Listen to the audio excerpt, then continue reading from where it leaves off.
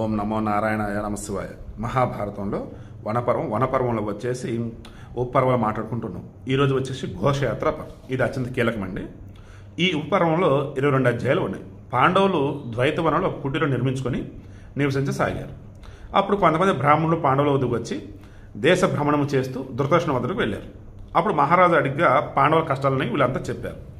అది విన్నాక పాపం ధృతరాష్ట్రుడు బాధపడ్డాడు. బట్ వారి దుఃఖించాడు కానీ వారి బల పరాక్రమాలు దివ్యస ప్రాప్తిని ప్రస్తావించాడు. అంటే ఆ బ్రాహ్మణులతో ధృతరాష్ట్రుడు చేసి పర్సనల్గా మాట్లాడుతూ అయ్యో అడవులలో ఉన్నారా, ఇబ్బందుల్లో ఉన్నారని అంటూ దివ్యస్థలు ఏవో సాధించడం విన్నాని, వాళ్ళ బల పరాక్రమాలు ఇప్పటికీ అలాగా ఉన్నాయి లేదా అవన్నీ మాట్లాడుతున్నాడు. ఆ సమయాన వీరందరి గురించి శకుని దుర్యోధనుడికి కర్ణుడికి మొత్తం కూడా వివరించాడు. మొత్తం వినేసి, ఒరే మీరేమో వాళ్ళు అడవులకు వెళ్ళారు, రేపు వచ్చి రాని చంపేస్తాం మీరు అనుకుంటున్నారా, వాళ్ళు అడవులలో వండి దివ్యస్థలు సాధిస్తున్నారంటారా, ఇంకా స్ట్రాంగ్ అవుతున్నారంటారా అని చెప్పి శకుని దుర్యోధనుడికి కర్ణుడికి చెప్పాడు. అప్పుడు దుర్యోధనుడు అబ్బా అని చెప్పేసి వ్యధ చెందాడు. ఇక అవకాశం చూసుకొని కర్ణశకునులు దుర్యోధనుడిని ప్రశంసిస్తూ అతను పాండవులకు వెళ్ళడం ప్రేరేపించారు. స్టార్ట్ చేశారు. బాగా పొగుడుతూ వాళ్ళు అడవులలో ఉన్నారు కదా, మనం వాళ్ళ దగ్గరికి వెళ్దాం, వెళ్ళేసి ఏం చేద్దాం. నెక్స్ట్ చూడండి. మహారాజా, రాజ్యలక్ష్మితో ఉండే నీవు పాండవుల వద్దకు వెళితే నీ ఐశ్వర్యం చూసి వారు మిక్కిలు దుఃఖిస్తారు. సో మనం భోగాలతో ఎగురేగుతున్నాం, డబ్బు పుష్కలంగా ఉంది మన దగ్గర. సో నువ్వు గనక పాండవుల దగ్గరికి వెళ్ళావనుకో వాళ్ళని చూసి ఏడుస్తారు, బాధపడతారు. సో మనం ఏడిపించినట్టు ఉండిద్ది.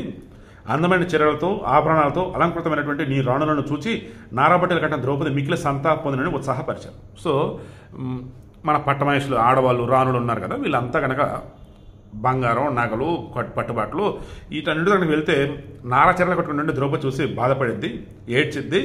సో అప్పుడు నువ్వు ద్రౌపదిని ఏమంటారు, ఓ రకం ద్రౌపదిని ఎలా చెప్పాలరా బాబు దాన్ని, ద్రౌపదిని టార్చర్ పెట్టినట్టు కదా అప్పుడు. సో అప్పుడు నువ్వు హ్యాపీగా ఉంటావు కదా నువ్వు అని చెప్పేసి ఆ రకంగా చెప్తే ఇక వారి మాటలు దుర్యోధనకు నచ్చాయి. అప్పుడు కర్ణుడితో ద్వైతవాదానికి వెళ్ళడానికి ఆయన తండ్రి అనుమతికి శకుని దుశ్శాసనంతో సంప్రదించి ఉపాయం అన్వేషించవలసిందని చెప్పి అన్నాడు.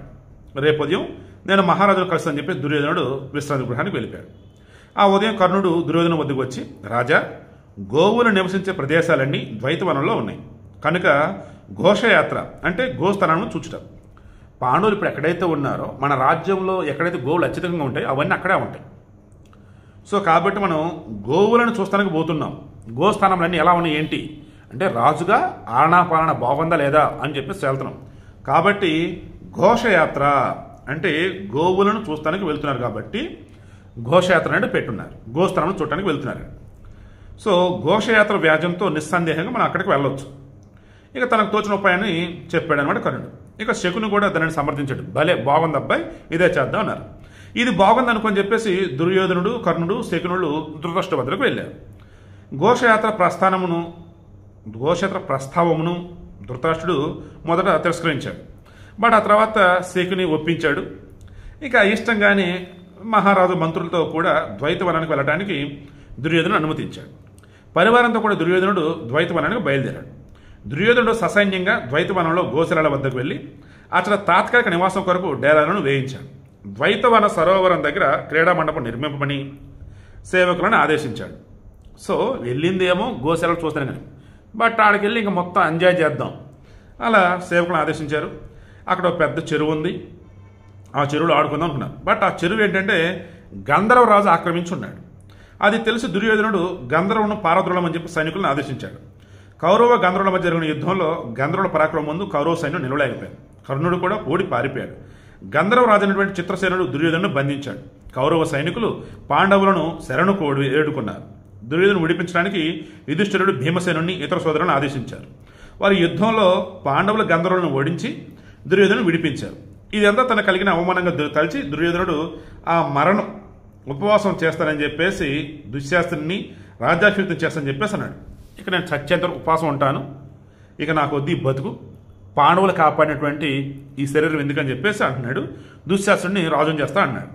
ఇక దుర్యోధనుడి మాటలు విని దుశ్శాసనుడు ఉద్విగ్నుడై దుర్యోధనుడికి ధైర్యం చెప్పాడు. ఊరికన్నా అని ధైర్యం చెప్తున్నాడు. అదే సమయంలో కర్ణుడు, శకుని ఇద్దరు కూడా దుర్యోధను మనసు మార్చడానికి ప్రయత్నించారు. తర్వాత ఏమైంది రేపు మాట్లాడుకుందాం.